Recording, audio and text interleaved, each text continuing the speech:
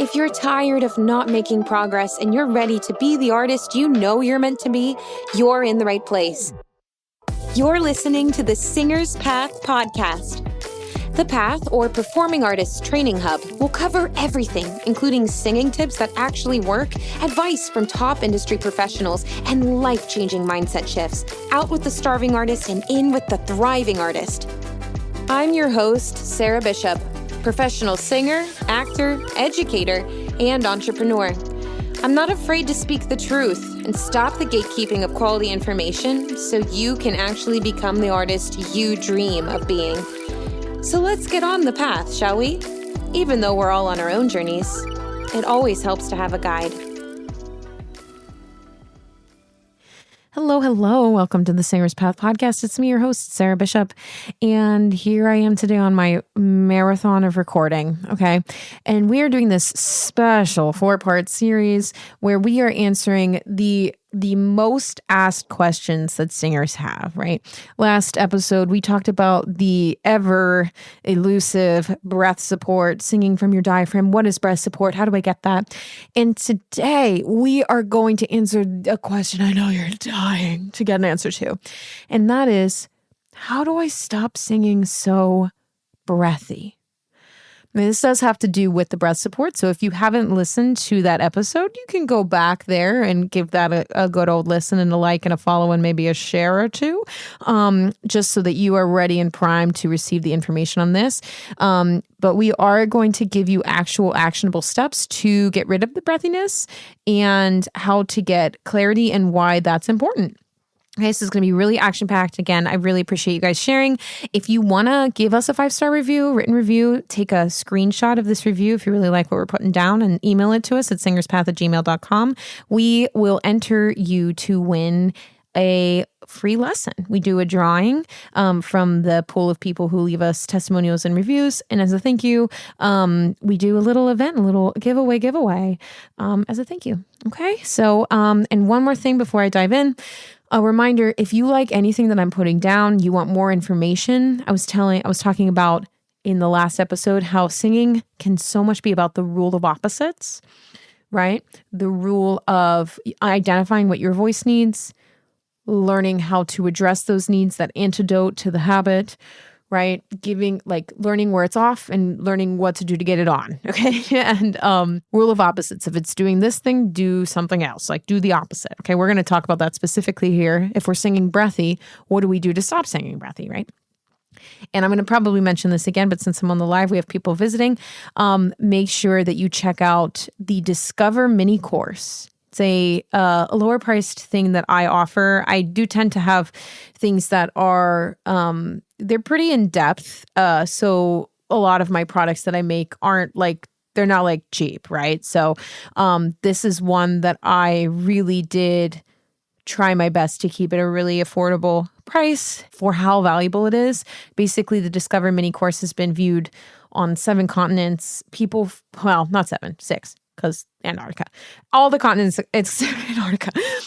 But singers all over the world love it. And basically, it teaches you how to be your own voice teacher. And I know that sounds wild.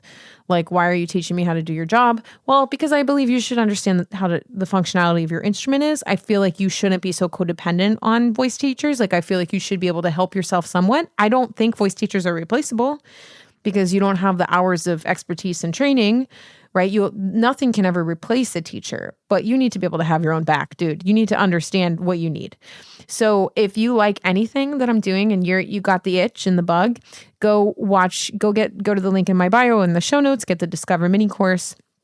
My gift to you, I super duper love to assist people with that information. And I think a lot of this will make a lot more sense. Obviously, this won't apply on the podcast, so I'm sorry if you're listening to this late. If there are spots, you will see them listed down below, but registration at the time that I'm recording this for our group lessons are live. That's the only way to work with me at this point. So again, if you like what I'm putting down, you really want to go deeper, you're like ready to fucking solve these vocal issues and like stop singing breathy permanently. Okay. And you just like how I teach, you know that you're gonna click well. Go on the live. It's in my link in bio. Go to the group lessons. Just know there is a prereq for pillars. That's to ensure that we get to song work. We're really just working on shit that really matters. When you're up there, we are like giving you customized, like actionable steps that are going to get you the fastest results. And we focus on songs, right? So I'm not like re-lecturing what I'm talking about here, right? So that's why you have to have the Pillar series to be able to join. So we're all on the same page. It's fair to everybody and everybody excels at an astronomical level, right? Group lessons, I'll say this one more thing. I know sometimes people are like, I don't know if I can grow as much in group lessons. I'll just pay for private lessons. That's fine. Choose your own adventure. However, I understand. I used to feel that way too. Like, how is that possible? But actually, I have seen so much faster growth in group lesson containers, in individuals, even individuals that I have taught for a long time. There was something that accelerated their growth when they were being witnessed by a supportive team. And when they were finally seeing themselves reflected in other people and training their ears and finally being like, oh, that's what it is. There's something deeply unique and exceptional and special about group containers, and especially this one where you still get that individual one-on-one time, like with me, and you're benefiting from others, and you get the support. And guys, it's audition season right now. Like, you have something pop up, you get it coached. There's many, many reasons to love group lessons, and that's why there's only a few spots left. Most of the students stay, and if they don't, it's just because they have a scheduling conflict. So if that sounds like something you'd be down to clown with, check out the link in bio. It is an investment, so if it feels like a lot, just know there's payment plans available. Or if you're like, hey, I really can't do it this time, then make sure you're checking out Pillars so you're ready to go for next time. Okay, can't guarantee when that's going to be. Can't tell the future. So if you're really feeling the pull and the bug, make sure you get your ass in class. That's my very professional catchphrase for group lessons. Get your ass in class. It's my favorite thing to teach. I really do genuinely hope you're there because I would love to connect with you.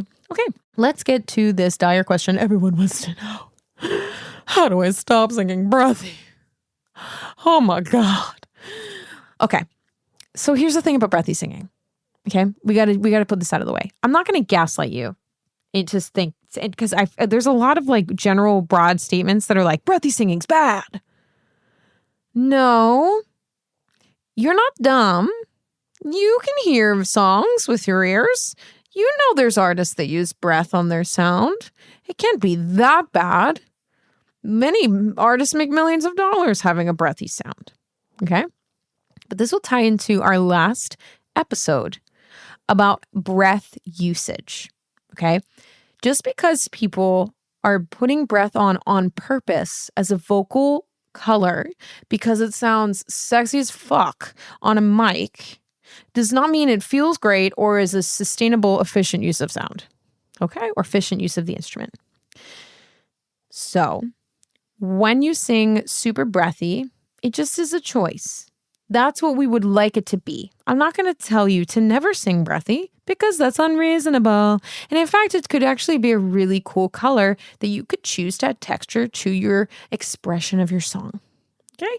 So breathy singing can be really pretty. I mean, I think we've seen it with Ariana Grande playing Glinda. She has a breathy sound sometimes. Right? We're going to talk about another thing with tone quality here in another part of this 4-part special series, answering your most dire questions. But, you know, Ariana Grande has like a bright, high laryngeal breathy sound. She's doing that on purpose. She's a really good technician, right? She has a little bit of jaw tension, but I know people get mad at me. She does that, but so the fuck do I. Everybody fucking does, okay? She's an excellent singer, okay? She's brilliant. And she's choosing, because she does a lot of vocal production. She's a recording artist. So she does a lot of like vocal style stuff. And she has such good control of her instruments, incredible, that she is able to add breathiness and then take it out. And so when we're talking about like, how do I stop singing breathy? It's not that we can never sing breathy on purpose. It's that if breathiness is our only go-to, like we only sound breathy. Okay, that's what we're going to talk about today. This all ties into, again, the last episode about breath support and what is breath support. I think a lot of the time people equate breath support with actually this real piece that is causing the breathy sound, which is resistance. So someone will hear a breathy sound. I don't know why this song's in my head. Tonight will be the night. I'm going to pick a different song. That's a stupid fucking song. When she loved me. They'll hear that sound and they'll go, it's unsupported. Okay. And then you'll go, what the fuck does that mean? And the last episode was when we debunked that. But really, it comes down to chord closure and resistance. So again, to summarize what I said last time, this resistance piece is the answer for you to stop sounding breathy. You sound breathy because you're fucking funneling a shit ton of air through your vocal folds, and your folds aren't regulating the air. They're not resisting it. Basically, your muscles are not coming together in the way they're supposed to cause your sound to be ringy. Here's some reasons why. You have to learn to get more efficient chord closure. Okay, you ready? You cannot get a clear, ringy tone or overtones without it. It's impossible. It's also impossible to belt healthily and mix belt. Okay, so you're telling me, you guys come to me all the time. You're telling me you want to do all this stuff. You want to sound powerful and you want to sound clean, but you want it to feel easy and you want to do mixed belt, but then you're not addressing this. And that's why you're unable to do this, because this is a pivotal foundational function that is required for this sound to get any kind of ringiness. Okay. It's also helps, like a lot of you are trying to sing soprano, like you're trying to sing Galinda, right? For you and I. And it sounds so airy because your vocal folds aren't coming together. Now, here's something I'm going to talk about with resistance. We're going to go deep for here in a second. This is a little bit more advanced. If you're breathy and you just sound like this all the time, you just need like basic chord closure. Okay.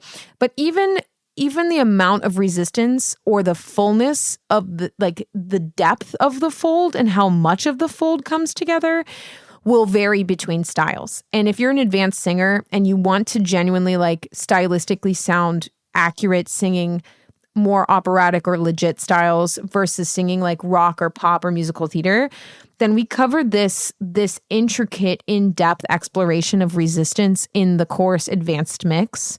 That's my level 3 course. And that really flip-flops between like adjusting in microscopic ways chord closure so that it sounds appropriate. And it has to do, like, all of it has to be done with, like, all of these sounds have to have even resistance. But then, like, for example, head voice has less depth of the vocal fold coming together versus a chest dominant mix, right? Or a mixed belt. Like Paramore has more of the vocal fold coming together in depth, like the thickness of the fold, there's more of it versus head voice, right? There's still even closure, like the full fold is still coming together, but there's less of it versus mixed belt where more of the full fold is coming together, okay? Again, that's really extreme. If you can't get a non-airy breath to begin with, don't fucking worry about it right now. Okay, we're going to give you some exercises just to get you to do it. Okay. And this is like actually one of the main things that causes a lot of vocal fatigue in people is actually lack of resistance. You would think that if you're talking a lot or you're singing a lot, you would want to like whisper and back off. That's actually more fatiguing because again, it's not efficient use of your instrument. You get more sound, more overtones, more ring, more cut when you have your vocal folds coming together efficiently, okay? You have better resistance. And this is, again, I'm going to say it a third time, this is how you stop sounding so fucking breathy. And again, I'm going to say this one more time. If you want more in-depth help with this, we cover this in the Discover Mini course. Please go to the link in my bio or swipe up in the show notes on the podcast. I digress. Offer. But listen, I'm a business bitch. And I also want to genuinely help you. There's only so much I could do giving you a couple tips on a podcast. If you want to fucking work on it, you got to go do the fucking course. You know what I mean? Okay. So let's give you a couple tips at least to get you to stop singing breathy right the fuck now so you know what the fuck I'm talking about. Okay. So the first one, the most extreme one, okay, is actually using a creak. What the fuck is a creak, Sarah? Well, sorry, I'm picking up my cat. Well, a creak is like a glottal stop. Okay. Now there's a difference between creaking and like glottal fry. Glottal fry is like little air bubbles popping through your vocal folds.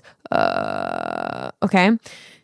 Versus a creak is you're pitching and you just have like a lot of depth in the vocal fold. When you do a creak properly, I'm going to do it here in a second. It doesn't have to be loud. It just has to be, it's kind of small. It just has to be like kind of edgy with that kind of sound to it. You can also use, I remember when I first learned to do this, I was like, well, isn't this bad for you to do the glottal stops? No, it's actually, remember when I said singing is the rule of opposites. If you're an airy ass singer, this would be the opposite tool. This would be the tool that addresses it. This would be actually medicine for you when you're so off balance to bring you back on balance. What's the thing you're doing? Do the opposite.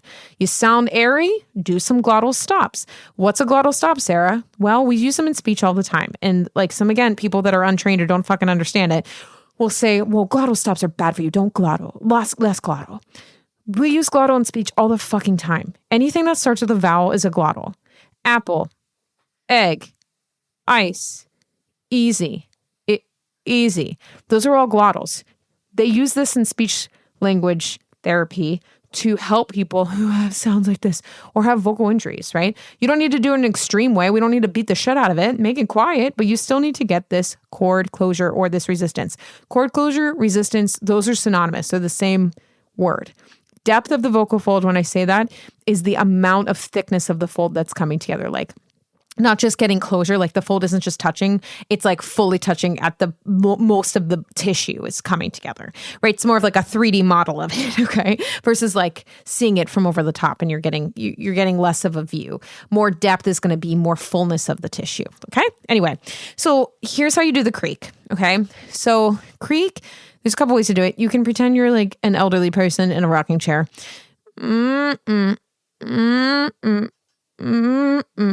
That edge, doing it on an M or an N, is going to help you in a really teeny little way train your vocal folds to come the fuck together. Okay? That's the most basic way. You can practice then, and this is what a lot of y'all have trouble with. You're like, well, I get it in the bottom and I can't do it in the top. Okay. So then you're going to start to stretch through your voice doing the creak. So you're starting to train to isolate the different function. So when you're going up and down in your voice, right? When you're lower in your voice, your vocal folds are thicker, okay? When you're higher in your voice, your vocal folds are thinner. As you go from the low point to the high point in your voice, your vocal folds gradually thin out. They get skinnier, okay? So what you need to functionally train is how to get your vocal folds to go from thick to thin and to get them to have good resistance. So if you were to do this tool, and then as you got higher, it got airy again. Like that. Or you see how like as it gets higher, it just goes like that. That's again, your voice needs to be trained so that you can stretch and get thin into head voice and hold chord closure.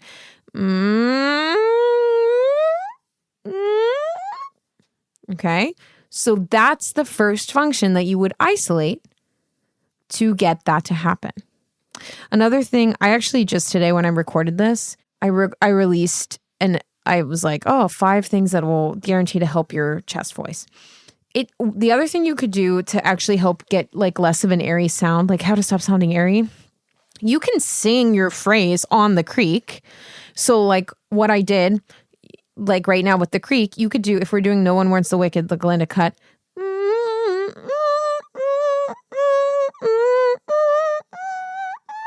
you could practice it on that to start to get the closure going. Okay, I'll do that. So creak is kind of extreme. I'll give you one other kind of extreme one. You can also, I did this in the SOVT lesson a week ago.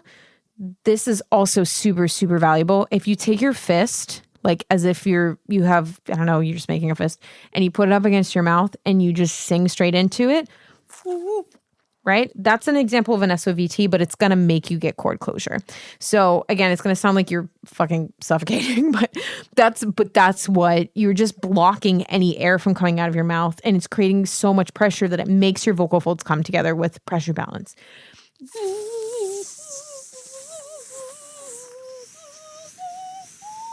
And then if you were to sing the phrase, the truth we all believe,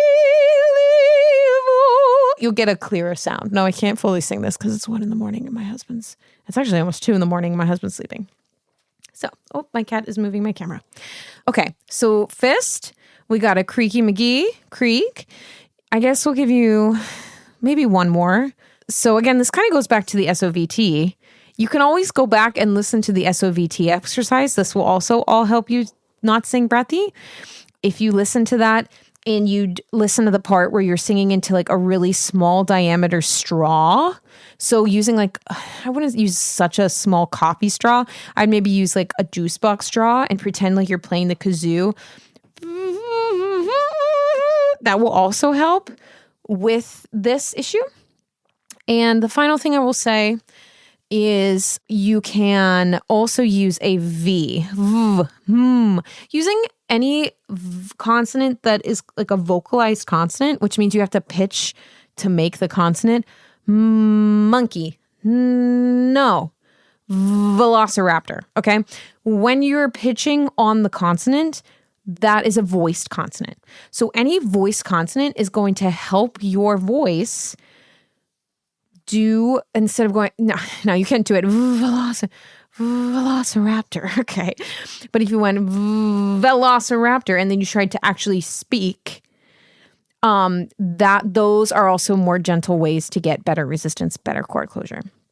The final thing I'll say, and this is probably the quickest fix for all of you, how to stop singing breathy. A lot of you have what my friend Emily Morse calls a singer accent. A lot of you, the step one actually is just to stop fucking quote unquote singing things. Like a lot of you have a weird relationship with your speaking voice. You think it's loud or ugly, but your singing voice stems from your speaking voice. So a lot of you sound breathy because you have like a total different identity of what you think singing is, but you talk normal. So then it's about reassessing what your singing voice is and if you can make it closer to talking. Okay. I just got a comment on TikTok. Choir singing experience makes this so hard. Oh my God. Yes, it does. Hi, Ilsa in Australia. It's so late right now. One of my students just joined. Yeah, choir singing, kind of like microphone singing, it blends well to add high. Adding air really helps to blend the sound.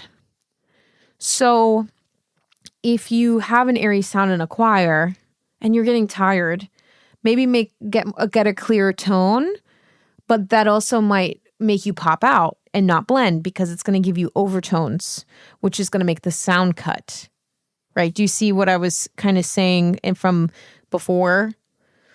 So blending, you're going to actually want to add breath. I mean, it depends on your choir. It depends on where you're singing. I don't think a lot of people want you to do that, but some styles will. Okay, but if you find you're overly singing breathy a lot, this is it. You gotta add more chord closure. Gotta train with resistance.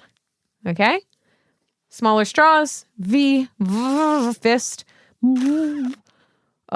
small straw, creak. I gave you like fucking 5 or 6 tools. And then just talk. Those are all, I gave you like a bajillion examples of ways to stop singing breathy. Okay. So if these work and you love what I'm putting down, you like it, remember, you can deepen this work, help yourself even more by getting the Discover mini course. You can go ahead and share this podcast episode, like it, subscribe. This helps us get it out to more people. Again, I mentioned this before. If you leave us a written 5-star review, and not even just on the podcast, on any of our products, we enter each of those are a separate entry to get entered to win a free lesson. And actually someone on the live right now won a free lesson. So, hey, Elsa. So that's possible. It could be in your future. You could win the drawing. Someone's right here that did it, right? Get a free lesson. So yeah, and every entry, every testimonial or review you leave, you get another entry, okay? And everybody can get a free entry if you just review the podcast, which is free. I really hope you have a wonderful rest of your day. If you love this, please give it a like, follow. Unfortunately, if you're listening to the podcast, group lesson registration is most likely closed. Join the waitlist if that's the case, or get the prereq pillars. If you're watching the live, make sure, if you really love what I'm putting down, get your butt in the group lessons. I hope to see you in class, and I will see you next time. Bye-bye.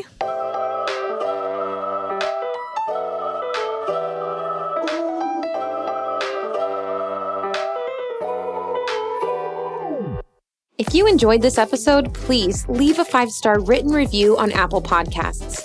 This helps me get this information out to more artists all over the world. Let's work together to spread the joys of music. Until next time, I'm your host, Sarah Bishop, signing off from the Singer's Path podcast. Thanks for listening.